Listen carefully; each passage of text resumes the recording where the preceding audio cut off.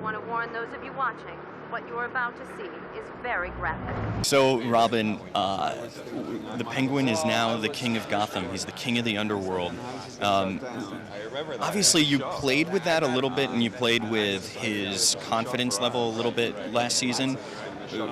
How are you changing that? How is that evolving for you now? Well, as Penguin, has learned, his confidence issues, at least outwardly with the other characters, it was a tactic to manipulate them. And also a survival mechanism, it was almost like, if he was more unassuming and had less confidence, it was less likely that someone would, come after him, or it was a way to protect himself. He can't afford to do that now. He's the king of Gotham, and so he really, to get people to listen to him, especially someone who, is of short stature, looks weird, walks funny, he has to put an extra effort to get all of these, disparate crime families together to follow him. So he has to be confident, and he has to bring that.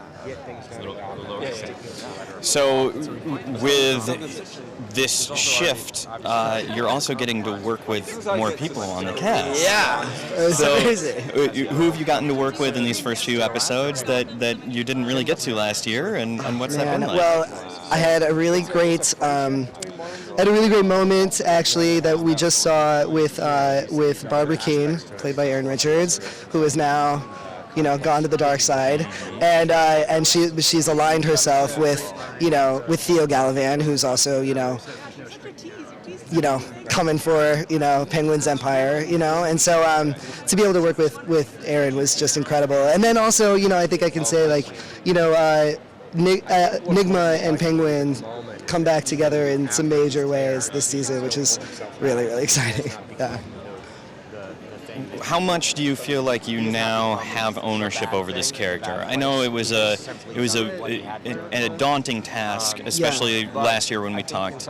So how has that changed for you now that you've been with him for a year and you've started to really learn who Penguin is? I feel so much more comfortable and just, and in a way just like motivated, and a lot of it is because, first of all, being on the show all last season for 22 episodes, you learn how it works and you learn who this character is. And as I'm learning, the writers are also learning. Like they're learning what I bring to it. And so it becomes like this dialogue in a way where I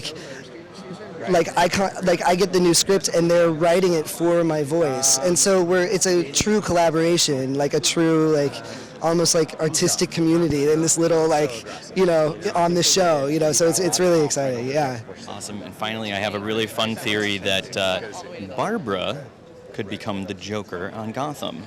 And I wrote this up and it went crazy, and then I asked Bruno about it, and he was like, we've absolutely talked about having a female Joker.